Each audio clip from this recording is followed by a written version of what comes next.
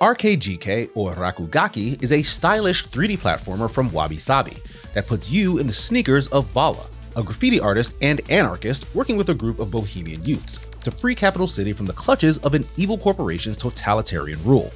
Via uncertain means, the villainous Mr. Buff has robbed the masses of creativity, using mind-numbing video screens that siphon free thought, turning onlookers into drones. In order to free the people and restore the city, you'll parkour through it with your robot buddy Io, sick techno beats, and an endless supply of spray paint.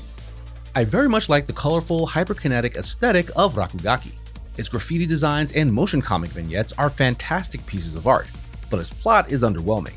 There are sparse details about anything in the game's world, including its cast of characters. Aside from a short bio, we learn nothing about before or after any of these people are introduced. The other 3 members of Vala's crew speak with her exactly once before they're reduced to vendors for the duration of the game, offering cosmetics and little else. The banter between Vala and Mr. Buff makes up the majority of the story beats, but every showdown falls flat due to a lack of any personality or connection between the two. The level-based gameplay fares quite a bit better, and tasks you with navigating tricky platforming sections to get within range of the hypnotic screens littered throughout the stages. Some are easier to find than others, and a bit of exploration is required to tag every screen, as each is gated behind collecting a specific number of spray cans within the level. Vala has a rather unique mix of movement options.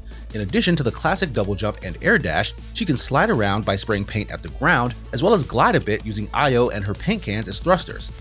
A couple more context-sensitive moves like grappling points and rails to grind lend themselves to a dynamic skill-based moveset I had a lot of fun digging into. The levels span a variety of thematic looks, like factories or cityscapes, but largely amount to giant geometric jungle gyms, and quickly ramp up in complexity, throwing larger gaps and more precarious spaces to land on, as well as hostile robots to avoid or take out as you deem necessary. Some stages add quirky one-off challenges, like outrunning a huge sentinel or turning the lights out, and your movement options grant you a ton of freedom in how you deal with what's in front of you. The boss battles are grandiose light shows, but start as a cakewalk before spiking to hair-pulling, controller-throwing fare by the final showdown. The game overall encourages you to keep a quick pace, grading your finish times at the end of stages along with various other stats like coins collected or enemies defeated, so a perfectionist could get a ton of replayability out of acing all 30 or so levels, but basic completion took me about 8 hours.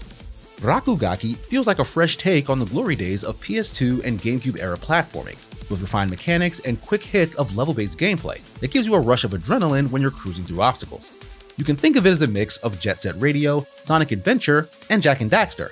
I'd recommend it to anyone who's into skill-based platformers and likes the idea of perfecting runs for leaderboard high scores. The game is out May 22nd for $19.99 on PC.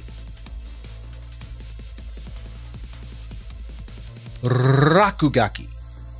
That is fun to say. I did decide to look that word up because the game doesn't actually tell you. And in fact, the way it's introduced honestly felt like the main character wasn't aware of what the word meant.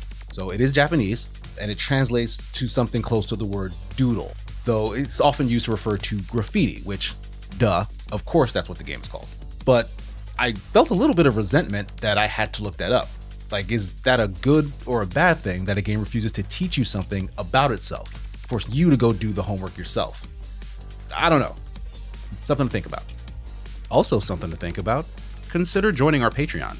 The list of donors you see here are the bulk of what keeps Second Wind going. So if you like these reviews or the other content that we have on the channel, please feel free, join the Patreon, help us out a little bit. But thank you for watching if that's all you do, and I'll see you next time.